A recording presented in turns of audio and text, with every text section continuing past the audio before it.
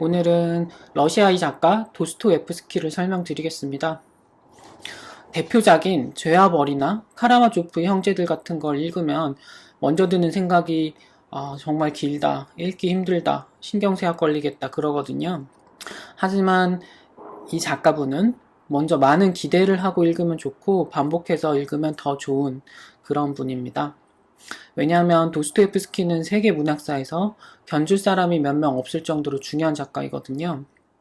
그리고 이 분을 찬양하는 소설가나 사상가만 해도 독일의 니체, 체코의 카프카, 그리고 아일랜드의 제임스 조이스 등 정말 많습니다. 게다가 도스토옙스키 생애는 참 비범했고요. 정상을 한참 뛰어넘은 것이었거든요. 중산층으로 태어나서 수능 보고 직장 다니고 결혼하고 부부싸움하고 그런 평범한 게 아니었습니다. 죄수가 되어서 사형장에 묶여있기도 했고 추운 시베리아에서 강제 노동도 받고요.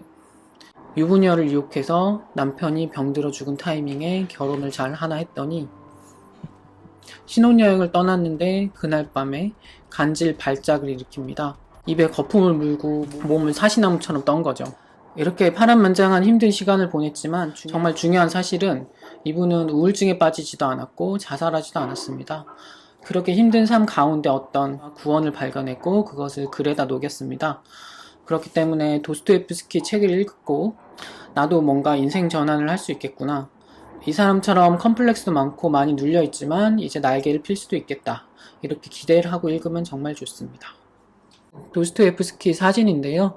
어둡고 소심하면서 또 영민할 것 같다는 느낌도 줍니다.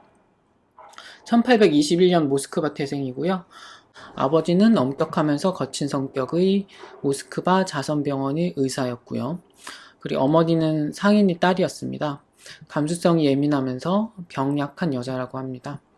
성격이 극과 극이었고요. 그런데 어머니가 도스토옙스키 나이 15세 때 폐결핵으로 사망하게 됩니다. 이 죽음은 그에게 큰 충격을 주었고 훗날 여리고 병약한 여성을 편집증적으로 좋아하게 되는 그런 계기가 되었다고 합니다.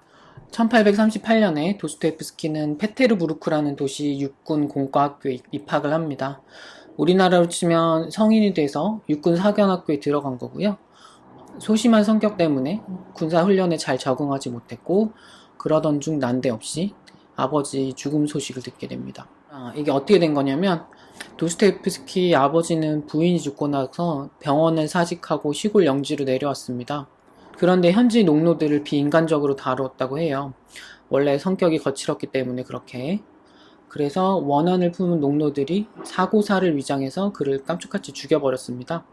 하지만 이 아버지 죽음은 살인사건이 아니라 단순 졸도사로 처리가 되었고 나중에 도스토옙스키 유명한 작품 카라마조프의 형제들의 모티브가 됩니다. 이렇게 20대의 나이에 도스토옙스키는 부모님 두 분을 모두 여의었거든요. 원래 내성적인 성격에다가 애정결핍이 발생할 수밖에 없는 상황이었습니다.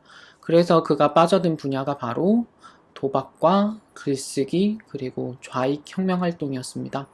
도스토옙스키는 아버지가 죽으면서 남긴 유산을 낭비벽에다가 도박에 빠져서 다 써버리고 학교를 졸업하고 취직을 했던 러시아 제국 육군성이란 곳도 금방 간둬버립니다. 이 쪼들이던 시절에 썼던 처녀작이 중편소설 가난한 사람들이었습니다. 거의 노인에 가까운 재판소 서기 체브스킨이란 사람이 주인공이고요. 이분은 이웃집 소녀를 대단히 사랑하게 됩니다. 하지만 이 소녀를 자기 소유로 만들려고 하진 않고 얼마 안 되는 적금도 해약해 하고 담배도 끊어가지고 돈을 아낀 다음에 소녀한테 맛있는 음식도 보내주고 꽃도 보내줍니다. 하지만 이 소녀는 가난을 이기지 못하고 돈이 많으면서 방탕했던 어떤 다른 노인과 결혼해버립니다. 그래서 사랑이 끝나는데요. 저는 이걸 보고 이 작품이 도스토옙스키가 자기 이야기 쓴 거 아니야 라는 생각이 들었습니다. 소심하면서 자기 비하 있는 한 남자가 어떤 여자를 사랑하게 되고 그를 되게 사랑했기 때문에 우상시했고 그래서 관계를 더럽히거나 차지하려고 하지도 않습니다. 그러다 슬픈 결말을 맺게 되죠. 한편 이 작품으로 문단에서 좀 뜨고 나서 도스토옙스키는 다른 작가들과 교류를 가지게 됐습니다. 그 중에는 페트라셰프스키란 사람이 있었는데요. 이때 1848년의 러시아는 좌익 혁명 사상이 큰 인기를 끌고 있었다고 하고 이 페트라셰프스키는 그런 공산당 성향의 비밀서클 지도자였습니다. 조직과 규율이 잘 잡힌 집단은 아니고 반체제 선전물을 인쇄해서 나눠주던 소규모 그룹이었습니다. 도스토옙스키도 여기에 발을 들여놓았는데 이게 그를 사형장으로 인도하는 선택일 줄은 미처 몰랐었습니다. 서클에 침투한 정부 측 위장 요원이 있었는데 그래서 멤버들이 모조리 체포가 되고 형식적인 재판을 받고 사형 선고가 내려졌습니다. 도스토옙스키는 추운 겨울에 우통이 벗겨진 채 밖으로 끌려 나옵니다. 먼저 주범 3명에게 눈 가리개, 용수가 이렇게 딱 채워지고 기둥에 묶인 걸 봅니다. 총 맞아 죽기 몇 분 전이 된 거죠. 근데 이때 갑자기 기적이 일어납니다. 러시아 황제의 특사가 갑자기 말을 타고 황급히 달려와서 감형 명령을 전달을 하게 되죠.